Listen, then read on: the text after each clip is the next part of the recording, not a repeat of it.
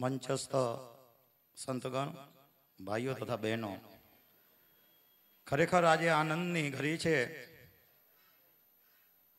કે મારા જેવા નાના ખેડૂતને જ્યારે આટલા મોટા સ્ટેજ ઉપર સન્માન થતું હોય તો એ મારું સન્માન નથી, ખરેખર એ વિષયનું સન્માન છે કે જે ગાય સાથે જોડાઈ, ગાયને સમજી અને ગાય આધારિત જે ખેતી કરતા ખેડૂતનો જ્યારે અહીંયા બહુમાન થાય છે ત્યારે ખૂબ આનંદ થાય છે. મિત્રો, 2 મિનિટ 2000 થી ગાય આધારિત ખેતીનો પ્રારંભ કર્યો. આજે 24 વર્ષ થયા.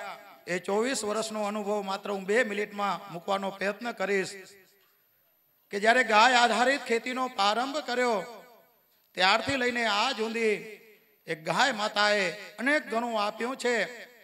સાથે સાથે સૌથી જો વધારે આપ્યું હોય તો એ આરોગ્ય છે.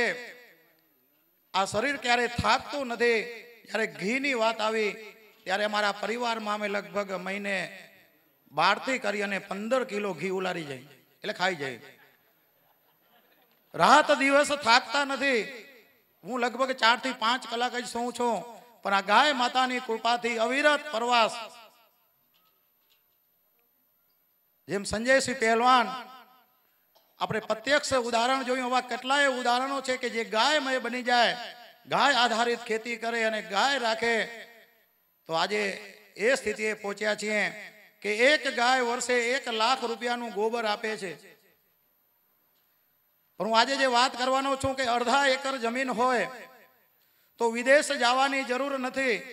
એ અડધા એકર જમીનમાંથી 50,000 રૂપિયા દર મહિને કમાવી શકાય છે.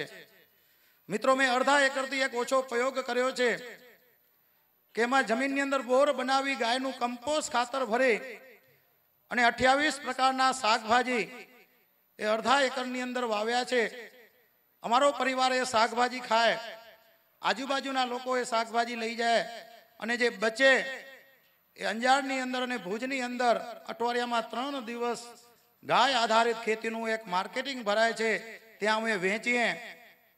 એટલે મહિને લગભગ 50-52 હજાર રૂપિયાનું દર મહિને એ શાકભાજી થાય છે.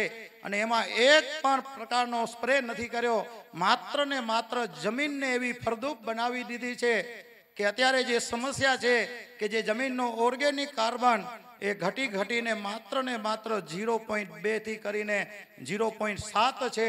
પણ આ ગાય માતાના ગોબરની કૃપાથી અમારી જમીનનો જે ઓર્ગેનિક કાર્બન છે અત્યારે એ 2.7 ઓર્ગેનિક કાર્બન થઈ ગયો છે. એટલે હવે મહેનત વગરની ખેતી એક વખત વાવી દો, પછી એને પાણી આપો, નિંદામણ કાઢો અને ઉતાર્યા રાખો. એક પણ સ્પ્રે નથી કર્યો. એવા અઘરા શાકભાજી છે મિત્રો. એમાં ફ્લાવર હોય, કોબી હોય, રીંગણા હોય, એમાં કાંકરી હોય, જેમાં ટુવાની અનેક મચ્છર, ચૂસિયા, ઈયળની અનેક સમસ્યા છે.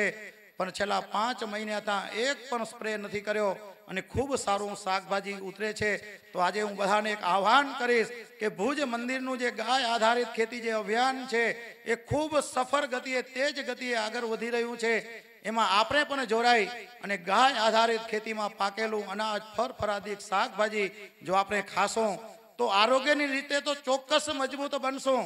પણ એનાથી એક પગથિયું આગળ છે કે સાત્વિક ગાયનું ગોબર ગૌમૂત્ર એનાથી જ્યારે ખેતી થાય છે એટલે જમીન છે એ સાત્વિક બને છે, એ જમીન દિવ્ય બને છે.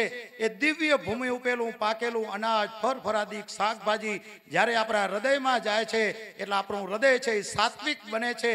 આપણું હૃદય સાત્વિક બને છે એટલે આપણું આચરણ સાત્વિક બને છે.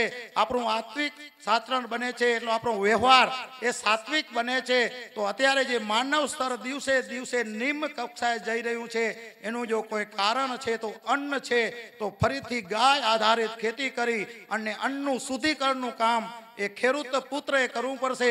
અને જો એ પ્રારંભ કમસે કમ આપણા માટે કર્યું એટલો જ મેસેજ આપીશ કે 2 હાથ જોડીને કરબદ્ધ પ્રાર્થના છે કે આપણા બાળકને, આવનારી પેઢીને આપણે તો કમસે કમ ઝેર ન આપીએ, એને સાત્વિક ભોજન, એને દિવ્ય ભોજન ખવડાવીએ તો આપણા ખેતર માટે, આપણા ખેતરના જીવાતો માટે, આપણા પરિવાર માટે સવારે જ્યારે પરિવારની વાત હાલતી હતી એટલે આ જીવ સૃષ્ટિ આપણો જો પરિવાર માની લઈએ અને પછી જો ખેતી કરીએ ને તો એ ખેતીમાં પાકેલું અનાજ, ફળફળાદી, શાકભાજી, ખૂબ દિવ્ય વિચારો આવશે.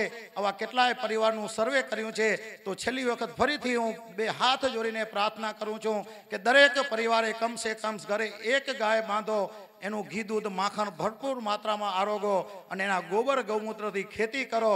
અને જો આર્થિક કોઈને વધુ કમાવવું હોય તો અમારી ગૌશાળાએ આવજો. અનેક અમે લગભગ 150 પ્રકારની એવી પ્રોડક્ટ બનાવી અને વર્ષે એક ગાય લાખ રૂપિયાનું છાણ આપે છે.